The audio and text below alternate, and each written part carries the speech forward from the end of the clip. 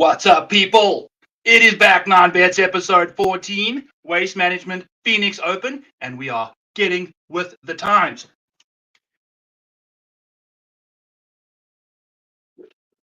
My first shotgun on my YouTube channel. Yes. It is Super Bowl weekend this weekend. Talk about a weekend worth of sports. I'm excited. Are y'all excited? I don't know because you can't tell me. Anyway, we pumped. We took the weekend off last week. As you can tell, it served me well. I'm ready to rock and roll. And while I was just taking a little mini vacation from all of this, we kicked some ass on the DFS side, knocking out a little clean 1-2 of a $3 entry max. So that was a fun little pocket money pocketer. So yes, Waste Management Phoenix Open this week. It's a loaded field, y'all. It is a loaded field. We got lots of studs. We got some of our favorite players, and we have a winner this year. We have a winner this week. It's time for our boy to shine. It is. It really is. But before we do that, let's take a quick peek at what we're working with here. Okay? Let's do this. The model. What's it telling us? Well, we got heavy on approach. Heavy on approach. We're going with a classic little 40% on approach there with these different yardages coming in importantly. And then we just got a general 16% of just general strokes gained approach. We have limited par 5 action with a bit of birdie or better sprinkled in there. Putting, important this week. We're looking for some putters. Yes, we are. And around the greens also kind of important. We know that things can get frisky around the greens there in the Phoenix area. And then obviously we want good drivers of the golf ball to see what we can produce. So things are going well. Things are going well over here. We like what we see. We've got a lot going on. And as always, Jon Rahm sits at the top of the leaderboard here for us, which isn't ideal because it can make things kind of frustrating for some people that watch the golf and want to bet on the golf because he harvests all of the betting lines, etc. I don't know what I'm talking about when it comes to Jon Rahm. What we do know is at plus 750, it's almost impossible to bet him. That's what we do know. So even from a DFS side, 11.6, 27% owned is incredible. That's so much ownership for a man who's obviously going to do well. I mean, his course history, beautiful. And he's just, oh, excuse me, don't shotgun a beer before you start a podcast. So anyway, Jon Rahm doing wonderful things just as always. Worst ranking is around the green stats at 41. That doesn't really matter when you are striking the ball like Johnny Rahm. He's incredible. He's absolutely incredible, but let's just breeze over that man and move on to Justin Thomas, which I just realized this is a disgusting color. So we're going to do this quickly. I'm going to do a quick little, and we're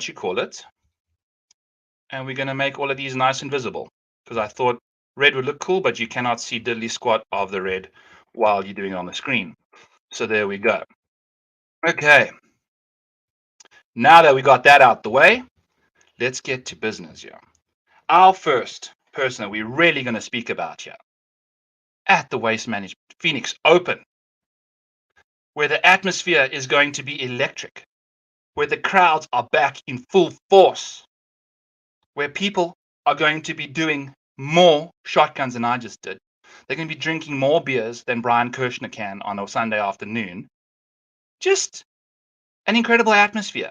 And you know who thrives in those kind of atmospheres is Justin freaking Thomas. J-TNT. Dynamite. Yes, cringe city, but that's okay. You can cringe all you want when Justin Thomas is cashing in our first outright of the show. Got him at 14-1 before a little slippage down to 12. Second most popular player. Understandably so, he does wonderful things. Justin Thomas is a ball striking machine. We all know this. What we don't know is that Justin Thomas plays remarkable golf at TPC Scottsdale. Yes, he does. At TPC Scottsdale, Justin Thomas, over the last 3 tournaments he's played there, has averaged almost a stroke around on the greens putting. And for Justin Thomas, we know that that is not his MO at all. He does not putt well. He can putt well every now and then, but he does not putt well. However, TPC Scottsdale Waste Managed Phoenix Open, he's a putting machine. He's a putting machine. If they are playing on Bermuda this week, he likes to putt on Bermuda. He plays exceptionally well, yeah. Everything about this golf course suits out perfect for Justin. He was in contention last year until his granddad passed away on Sunday, and his whole game deteriorated, which was unfortunate for him, for us, for everyone involved.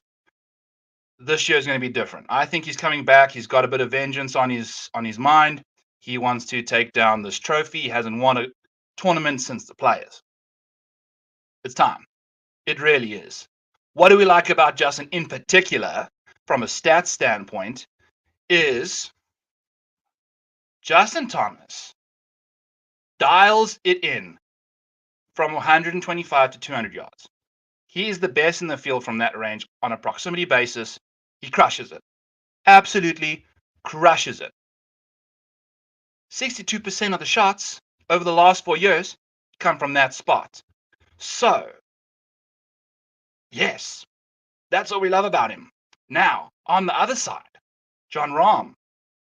Jon Rahm ranks 84th in the field from 125 to 150 yards in proximity. 84th. That's like the bottom third of this field. And they play from that yardage 16% of the time at this course. So, the reason Jon Rahm doesn't like putting contest is because he can't hit his wedges close like everybody else can. Yes, he's the world number 1. Yes, he can probably hit his 4-iron closer than a wedge. That doesn't matter here. What matters here is wedges. What matters here is nailing putts. What matters here is mojo. Justin Thomas is that guy. 22% owned at 11K. Probably going to go there a little bit. Maybe a lot. Do we go fully invested on Justin Thomas or not? I don't know what the ownership percentage is going to be like by the time the dust settles tomorrow evening. It's interesting times out there, peeps. Lots of studs to choose from. Lots of people with some leverages opportunities. So yes, I'm just pumped. I'm just really excited to be here. Really excited to do this. It's going to be a goodie. Patrick Cantley coming in at third in the model. The guy's just been crushing it lately. I mean, strokes gained in the last 24 rounds. He comes into the field hot and heavy as number 1. I mean, he's just been playing so well. Unfortunately, around Pebble, he kind of stumbles back on the back nine there every now and then. Can't quite seal the deal. I have JT for an outright. Maybe we go heavy on Cantley.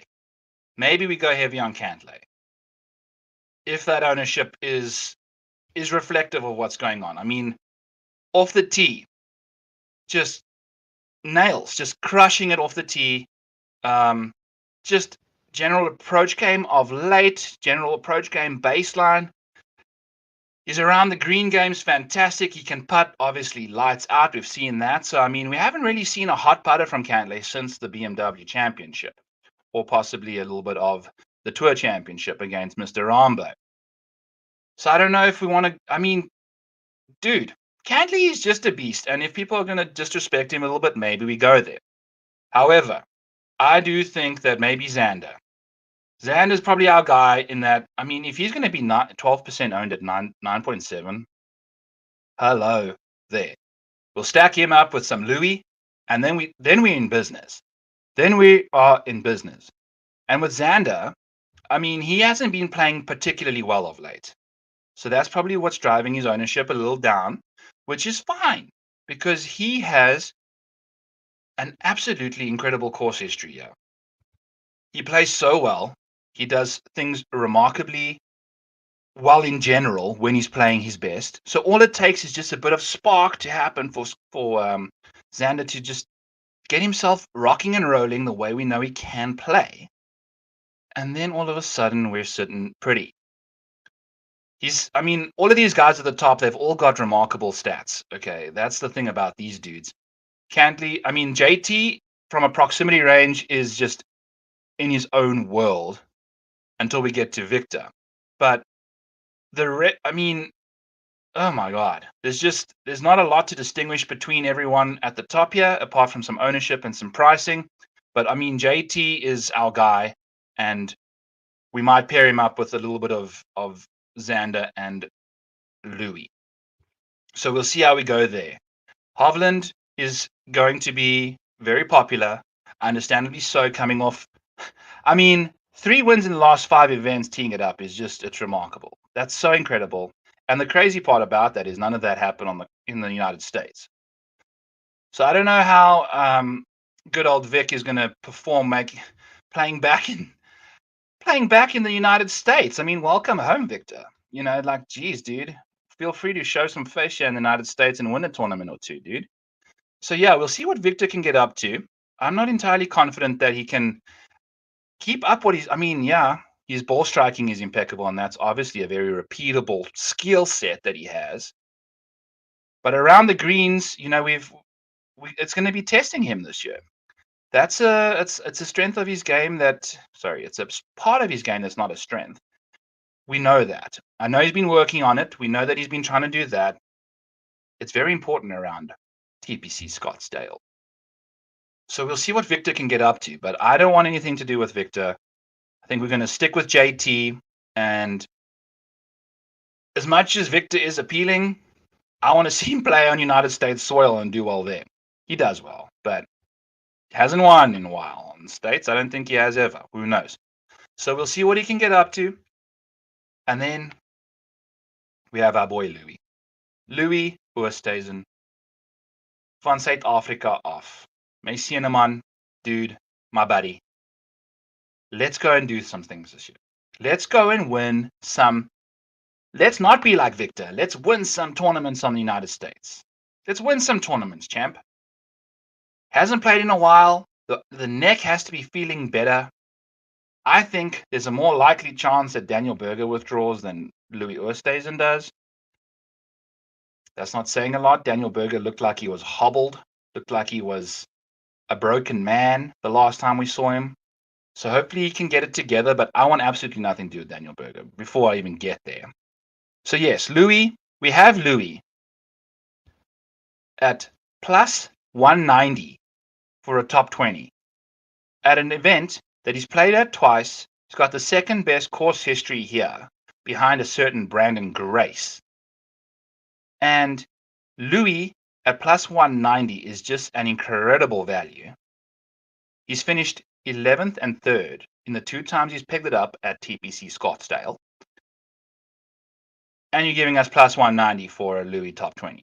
The guy just crushes out and pumps out top 20s like he does. Mealy's back in South Africa on the farm. Mealy's our corn, and for those of you that don't know, I don't know why Louis is not being touched, especially at $8,800. If that ownership is correct, I think I've seen a bit round about 14, still going there. 88 smackaroos, $8,800.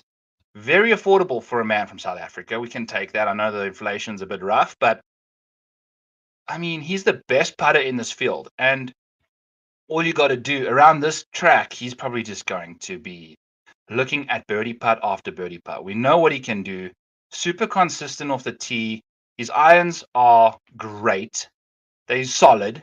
He's going to be looking at birdies non-stop. When he misses the green, we know he's going to be knocking it tight.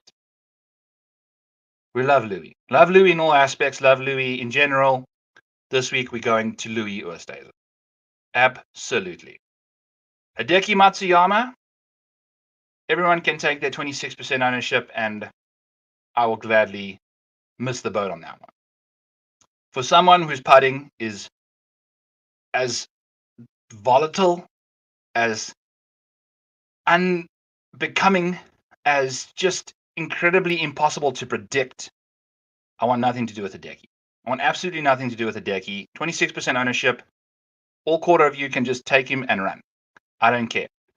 Let Hideki do his thing. I mean, obviously, an incredible ball striker, and I mean that range is just, ooh, that's a nice range for. I mean, he's dialed in from that range, but I don't know. I don't want anything to do with it. If anything to go off of that, I don't trust him. I just don't trust him right now. So, although he's been playing very well, just not the kind of guy I'm looking to get my eggs in that basket. Next up, Sam Burns, number 8th golfer in our model. And what do we like about Samuel Burns? We like everything about the man. He missed his first cut at the Farmers, and that was, I think, the first time he hasn't finished inside the top 21 in 7 odd events. He's just finished inside the top 20 every single time he's teed up the golf ball. Had one bad round around Torrey on the south side there. And you know what? It's okay. Maybe he hasn't played. I don't know why he sucked. It is what it is. He had one of his worst rounds with approach. Like, it was bad. I think he lost like 3 strokes on approach, which is not Sam Burns' MO. Does not do that. Now, what Sam Burns does do is gain 4 strokes. I think he gained 4.7 strokes on the green in one round last time he teed it up, yeah? 4.7, and then I think the next day he shot another incredible score, gaining 3.7 strokes on the greens. So we know Sam likes to putt well on this surface here in TPC Scottsdale. We know Sam can absolutely get the driver hammered out there in the fairway, just dialing it in with his irons. Everything about Sam Burns just makes sense to me at this golf course. The around the green game, that number is skewed, okay? It is a little skewed. He struggles around the greens at times badly. And then the one bad hole just absolutely skews his whole number, and that's what it is. So far, he's positive for 2022 around the greens. So it's better. It's better for Sam around the greens. And he can putt lights out. I mean, the guy's just a putting machine. He's one of the best putters in this field. He just makes a ton of birdies. So we're going to Sam Burns in pretty much every department. We're going DFS, 20% owned. I'll eat that. We can eat some chalk if you go elsewhere. We haven't done the Hideki stuff. We haven't done the Rahm stuff. That stuff's tainted. Okay, got inside information that no one knows about. That stuff's tainted. Don't go there. Sam Burns chalk is the chalk you want to eat. We're going Sam Burns, top 20, plus 175. We're going Sam Burns, first round leader, 42-1, plus 4,200. Going Sam Burns outright, 35-1. Just give me all the Sam Burns and call it a day. I'm going to be smashing beers while Sam Burns just crushes it on Sunday. This golf course, I think, will set up good for him. Avoid the catastrophes around the green, and then we start kicking some ass. Just make every putt you see, buddy. Go for it. Make me $1 million this week. I love it. 20% owned, not a problem for me. Not a problem for me. Sam Burns is going to be a beast. Going big to the Sam Burns side of things. Whew, excuse me. Talk about getting worked up about someone. Sam Burns, 8th ranked golfer. Next up on the slate, Russell Henley. Flush Bus Russ. Absolutely been on fire of late. Coming in at a whopping 9th in the last 24 rounds of form. And he is the best approach player in this field. That includes Justin Thomas. That includes Daniel Berger. That includes John Rahm. Webb Simpson. Whatever. Whoever. Russell Henley is going to be our second outright that we have. And I believe we snagged him at a clean 50-1. It is time for Russell Wilson It is not Russell Wilson. It is definitely Russell Henley. I don't know if Russell Wilson is even good at golf. Maybe we should, I don't know, maybe he should join the pro-ams that go on at Pebble Beach. But anyway, Russell Henley is going to be our outright pick number 2 at 50 to 1. We have him for a top 20 at plus 190. Russell Henley's finished inside the top 23 of the last 4 times he's teed it up. He's putting on Bermuda. If there is Bermuda at this course, I don't know. His course history is okay here, but his current form is just impeccable. And you know what I like about Russell Henley is although he's the best iron player in this field, he's also incredible from the range that matters. 62% of the time, Russell Henley is going to be the 5th best player playing from that position. And that's what we love about Russell. Whether or not he makes all the putts, I don't know. He's in the mix. He's always in the mix. He's always doing good things. He's also a first-round leader, obviously. He's a first-round leader. Stallion. An absolute stallion as a first-round leader. First-round leader, I think he was 55 to 1.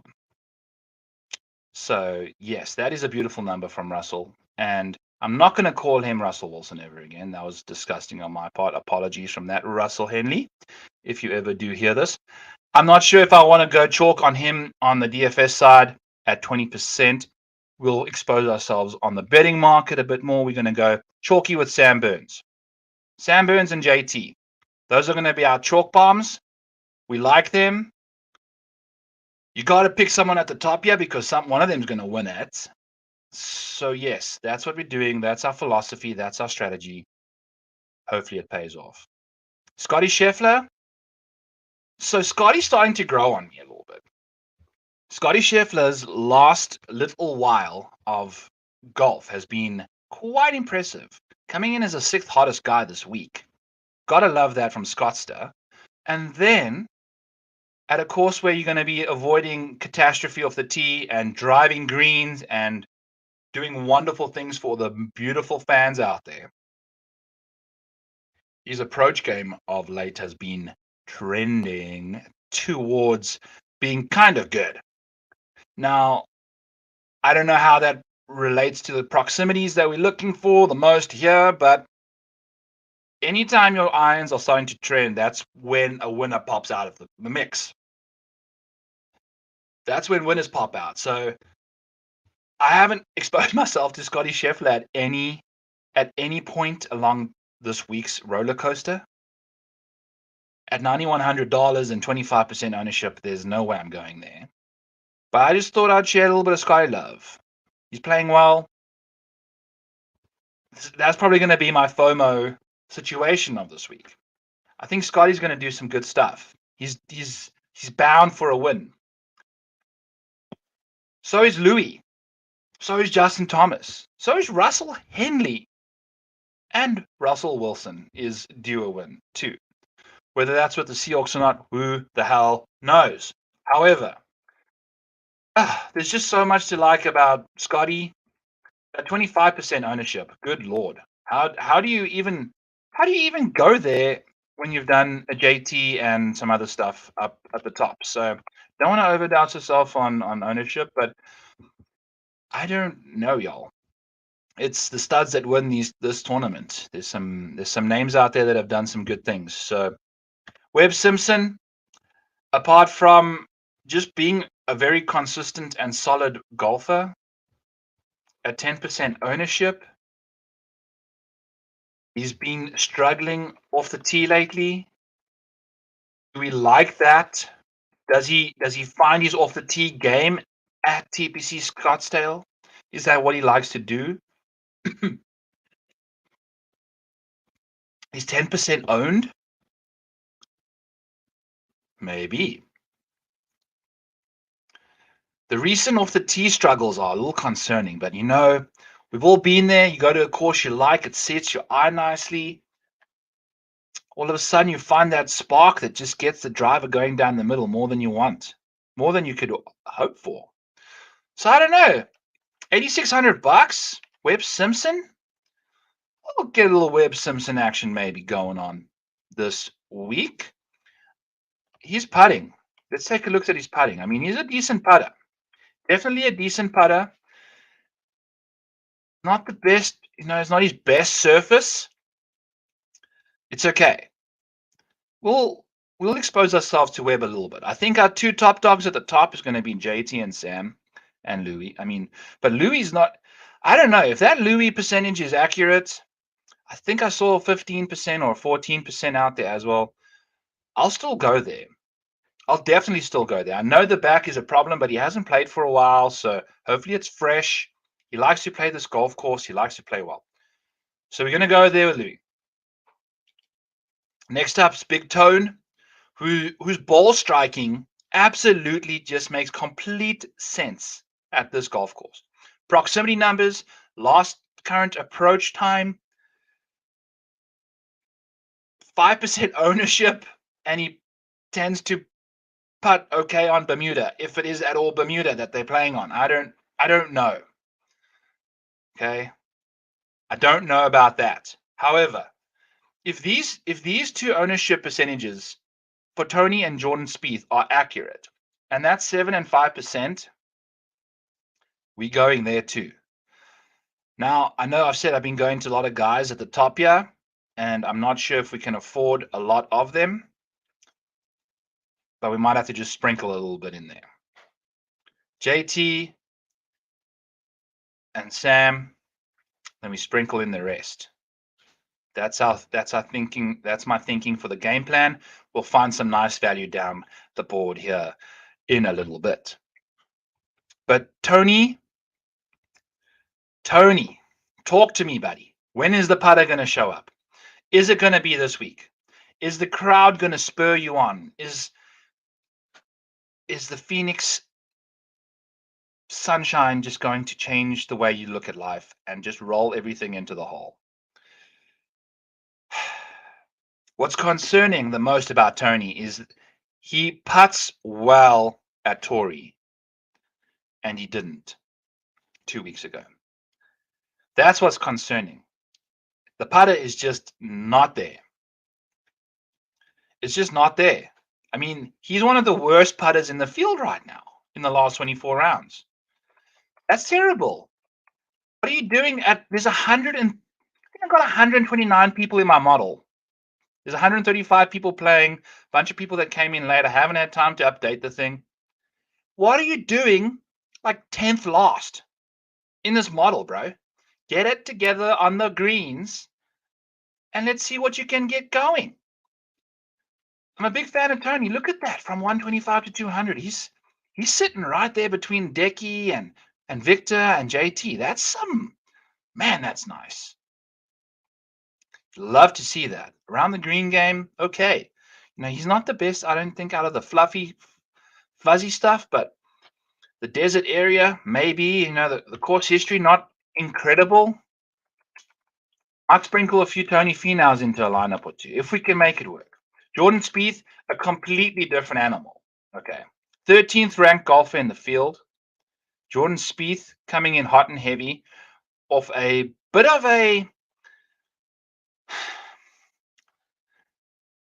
He never put his foot down. He never put his foot on the gas on Sunday.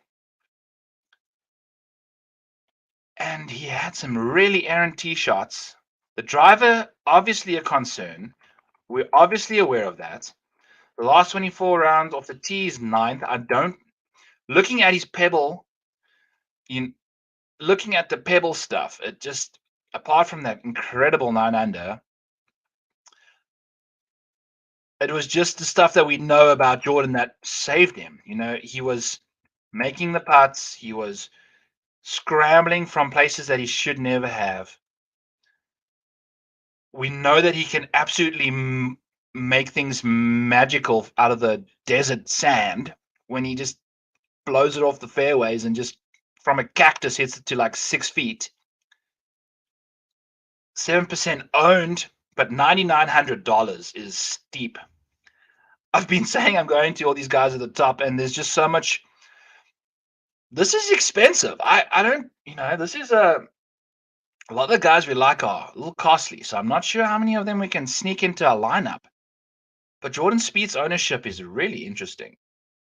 We know he can putt really well, and he likes his golf course. This is where he blossomed last year. So we can see what he can get up to, especially after riding some confidence from Pebble. We'll see. Anyway, moving on from Jordan, we'll see what we can do. Corey Connors, 60-1, first round leader. That's all we have to say. Just going to come out firing on Thursday and then just kind of plateau / deteriorate as the event goes on. Corey Connors at a casual 19% ownership. Feel free to go there as much as y'all want. We're not going there on back nine bets. Corey Connors is a first round leader, and that's as much as we want to touch that man. That man's ownership, at least. So, Corey Connors, 60-1, first round leader. Gotta love that. You know he's always out there on a Thursday. We'll see where we can get up to. Off the tee game, ball striking machine, blah, blah, blah. We know all of that stuff about Corey Connors. Just incredible stuff. Absolutely incredible.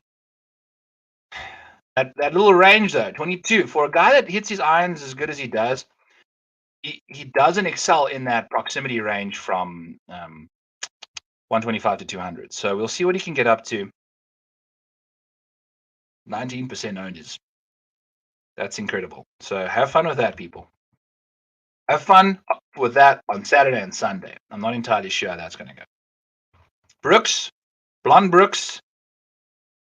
I trust myself more on the golf course than I trust him right now. I don't want nothing to do with him. Keegan Bradley. Yes. Keegan Bradley. 80-1, first round leader. We're hoping for a blue moon. We're hoping for a 1 in a million miracle putting round, which he is absolutely capable of doing at this golf course. If I remember correctly, staring at his stats from the last few times he's played here, he putts at like a plus 0.7, plus 0.2, plus 0.3, negative 3.5. Just out of nowhere, gets sideswiped by a massive steam train, and the putter goes off the rails. Absolutely disgusting putting performances every now and then if he plays 4 rounds in a row around TPC Scottsdale. We'll see what he can get up to. Hoping he's one good round of putting. Comes on the. I mean, his ball striking is about as consistent as the sun showing up in Phoenix. But can the putter bring the magic? I mean, look at this. Approach game. Baseline, 3rd in the field. Recent approach game, 15th in the field. That hot zone, 125 to 200. He's 7th in the field. Off the tee, baseline, 14. Last 24 rounds, 19th. What more would you want from a man? Other than the most disgusting putting stats you could ever find. Now, Keegan Bradley, I do like him for some showdown. Absolutely go to Keegan Bradley for some showdown. Because, you know, if you're going to go to him all 4 days in a row, he's going to give you that ownership leverage, and he's going to give you hopefully a good putting round once in those 4 times, which could definitely land up helping you win the damn thing. You don't want him in your long-term lineups because, I don't know, that negative 3.5 round putting that inevitably shows up once, especially on the weekend. Just don't want that from Keegan at all. Nothing about that is interesting to me. So we're gonna dodge Keegs on the DFS side for all 4 days. Definitely gonna go to him for some showdown. And yeah, we'll see what Keegan can get up to. Abraham Answer, just cool. We'll just, I mean, all good there, Abe. You do your thing. Not going to touch you much. Want nothing to do with Charlie Hoffman. Want absolutely nothing to do with Charlie Hoffman. We want absolutely nothing to do with Charlie Hoffman. I'm just looking at Daniel Berger's recent last little while, yeah, and it's not entirely sure what's going on, if this has got to do with his withdrawal or something. But anyway, I'll figure that out some other time. I didn't do Charlie Hoffman. Aaron Wise. Aaron Wise is one of my favorite golfers recently. He's a top 40 at plus 190. A top 40 at plus 190. He's been playing incredible golf as well. He put together a run. Him and Sam Burns had both of their top 20 or their. Sam Burns had a top 21 streak get blown up at Farmers, and Aaron Wise had the same thing happen. He's finished inside the top 30 for like the last 10 events. He's been so consistent. Or that's Seamus. That's probably Seamus. But anyway, Aaron Wise has just been crushing it inside the top 30, just time after time after time. And it's just like, okay, dude, he had to just get a par on the 18th hole at Torrey, and he hit it in the water and made bogey and missed the cut by one. So that was brutal. That hurt. We had him in a lot of DFS lineups. That was terrible. However, we got him for a top 40 at plus 190.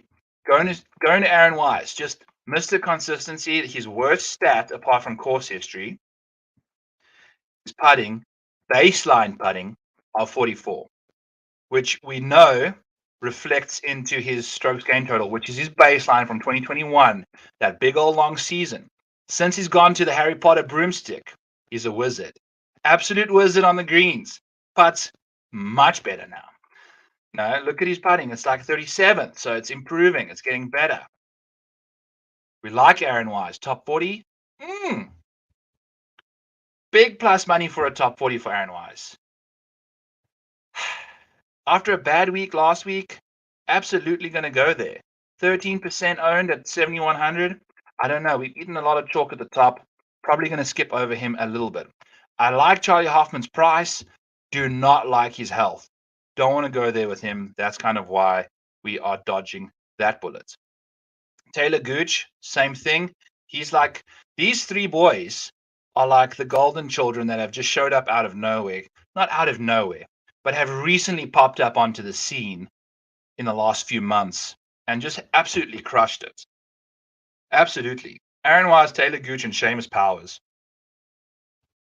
Power, excuse me, has been fantastic. Holy cow, he's been fantastic. Guys just churning out top 20s like a butter factory. It's incredible. So I don't know what people are only wanting 10% of Seamus for, but again, $8,400, especially when we've gone a little heavy at the top. This final few minutes of this episode is going to be fun, trying to find some gems down at the bottom here. We're going to do some filtering. We're going to do some snooping around. So yes, Seamus is definitely going to be a person on our card.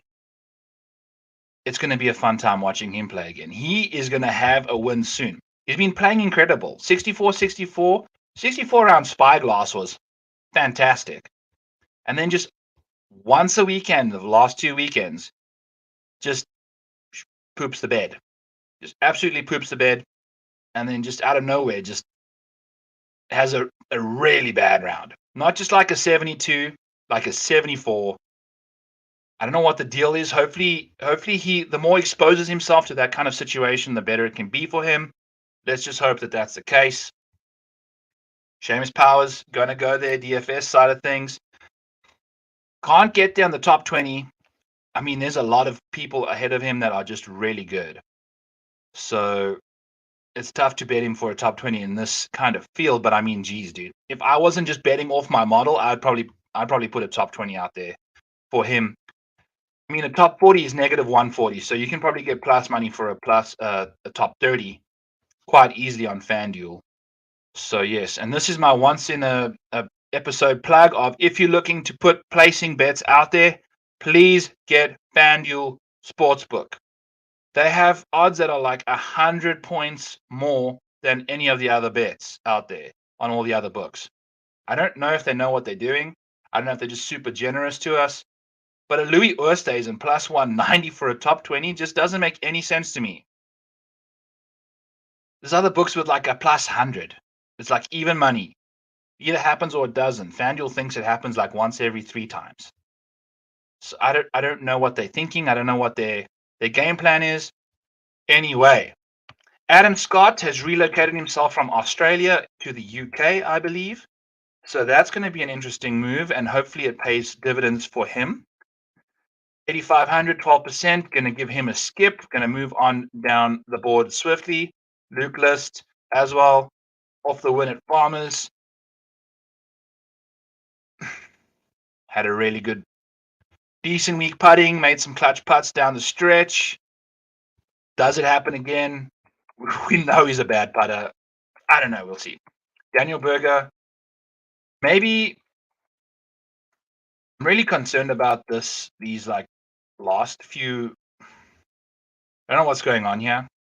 However, what I do know is I want nothing to do with Daniel Berger this week at all. The fact that he withdrew basically was like walking around like a man with a one leg and half a hip at Farmers, and then withdraws from Pebble where he won previously, and now he's going to try and tee it up at Phoenix. It didn't seem like it was a thing that's going to just resolve itself over a few days. So we'll see. We'll see. 16% ownership. Whoo, that's rough. Not going to go there. Sorry, people. Don't want any of that nonsense. Daniel Berger, if he wins this damn thing, then God bless him and his titanium hip that he had surgically replaced in the last while. Emiliano Grillo, the model's telling us to bet him at plus 230 for a top 40. I'm telling the model, no. You don't see what I see on the TV, or not on the TV, but just watch the stats. Grillo sucks. Recently, he has sucked so badly. So we want nothing to do with Emiliano Grillo. Get out of here. Get out of here. Not even on DFS. Maybe we go to him. Oh boy. Is this what's happening? $6,700 at 4% owned. We know he gone heavy at the top. History not. It's not the best. But he makes a lot of birdies, but he's around the green game. Good Lord. It's just nothing. I mean, look at his recent form.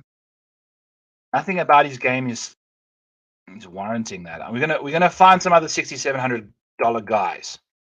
Harold Varner.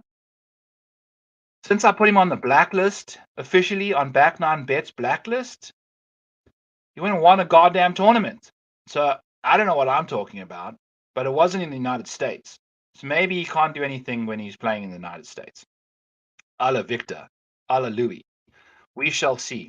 Harris English, all the way down in 27th place. I mean, this guy was playing incredible until they made him change his putter grip. And then all of a sudden,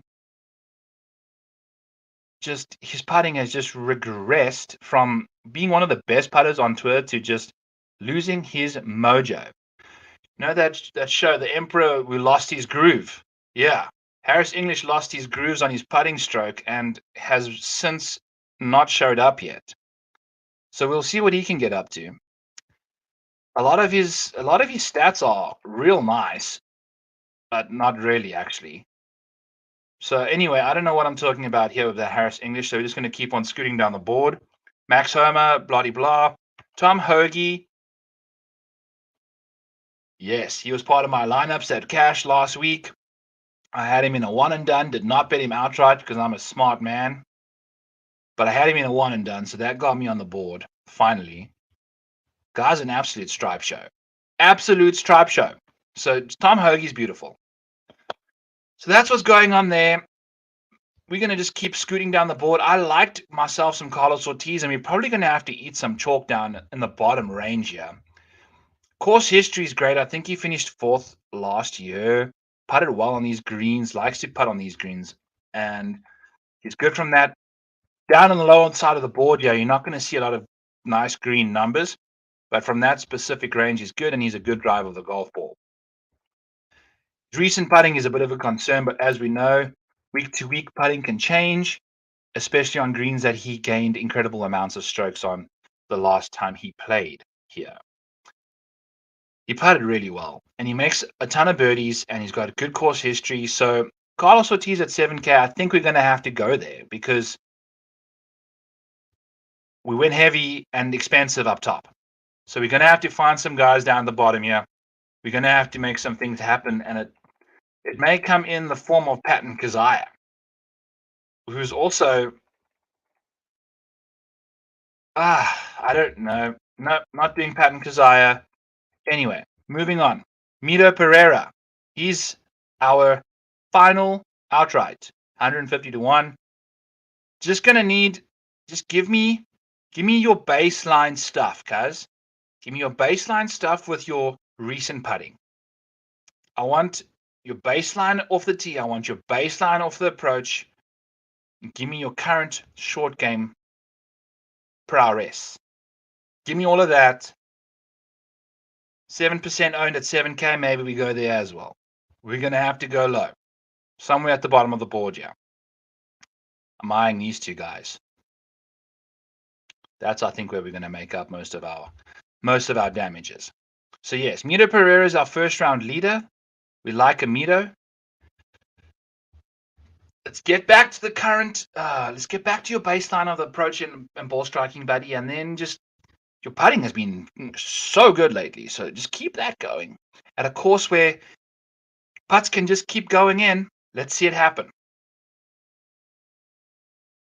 Kevin Streelman, moving on from Kevin. Kevo, 1% owned.